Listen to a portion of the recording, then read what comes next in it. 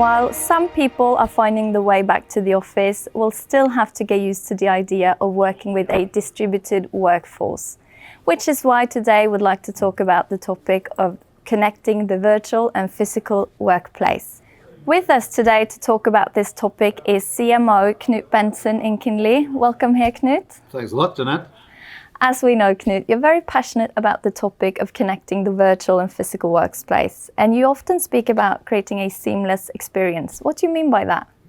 Well, the whole point, I think, is that there's so many challenges to making this work for people. There's the technology needs to work, and then you got the interaction between different technologies, which also need to work. And then you got the interaction between technology and people, which needs to be in place. And finally, you need to understand where people are, so you can really get that physical real estate around them, whether it's at home or in the office, and the digital tools to work together. So that whole thing needs to come together in a way that actually works. And that is, to be honest, really hard. Yeah. Why is this really relevant to talk about these days? It's a pretty obvious answer to that question, I think.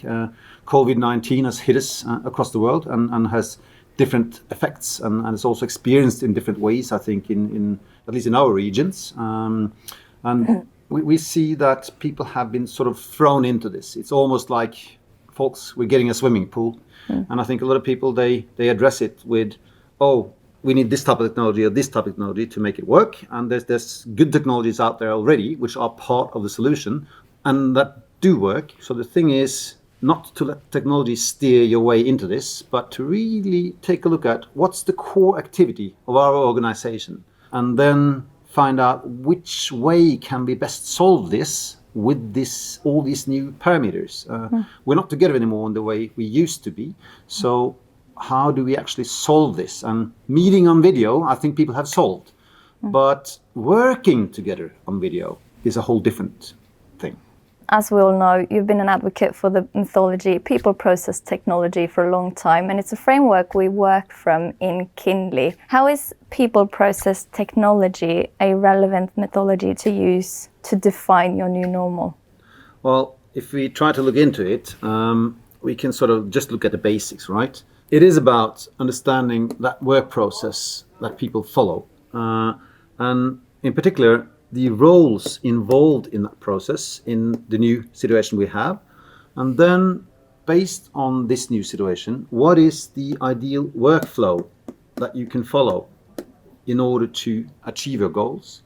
And based on that, you go in and you choose the type of technology that suits that type of workflow. Yeah. Could you elaborate a bit more on details related to people and process? What are we investigating? What are we looking into? Well, it's many things. It's number one, what type of data are you collaborating on, and how can you interactively work on them, and how do you create that sort of being together feeling that you actually need in order to work together? Because now we're often on different locations, and simple little things like people being forced to work from home and they sit on a laptop. Now they have one small screen and there's no screen estate to do what you really need to do and see people at the same time.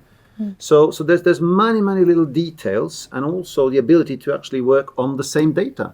So during this process, you will collaborate on some data. And can you collaborate real time on them? And do you have consistency through that work process to reach that goal that is the end of the process? So all these things play together. And I think we've all known and seen all these little tiny details that can interrupt and totally disrupt these processes. And this is, of course, part of a bigger picture, because it's not only that methodology, but it's also how does it relate to things like, as we said, that physical and virtual workspace, the people involved and their workflows, but also which type of mode are you in? Do you want to concentrate? Do you want to collaborate? Is it something you're working on alone? Is it together with a coworker? And then also, we kind of put a big cross over this one, right? And there's a big circle here. But if you look at the scenario of the new workplace, all these scenarios used to be socially based. And when we traveled, it was actually to meet people. So solving that togetherness in this new situation is a big challenge, and it's needed to be effective. And then finally, when you look at the whole process of working together on video, well, it's easy to meet, right? And I think most people learn how to share screen, but then truly working together on these data with consistency to get to those results, that is hard. And of course, then there's issues like how do you use it and utilize it, and what's the status on rooms and assets and so forth. And that whole picture needs to come together in order to actually create that workplace that is effective and is responding to all these new needs. Do you have any good examples of any clients where we've used this methodology to really come to a result of what is the technology we're going to implement? I certainly do, and I think it's interesting to look here at the process part. We're very proud about the Ministry of Justice and Her Majesty's Court and Tribunal Services, where we have been helping them to put together our cloud solution and combine what they do in physical courtrooms with the digital courtrooms. So there's a whole set of solutions that play together to really support that process between judges, attorneys, the people that are explaining themselves. There's even rooms you can go to decide and discuss if you want to discuss something and come back to the court. And that whole environment has been created based on this approach.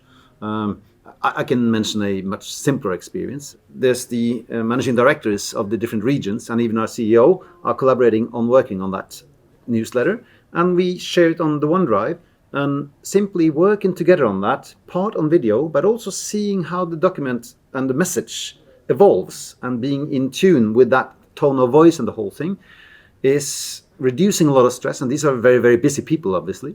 So simple little things like that, where you really can work together on the content and the message that you want out, are important and good examples of how these things are done. We could probably speak about this for hours, but I guess we'll have to end this really shortly. Any last comments before we finish?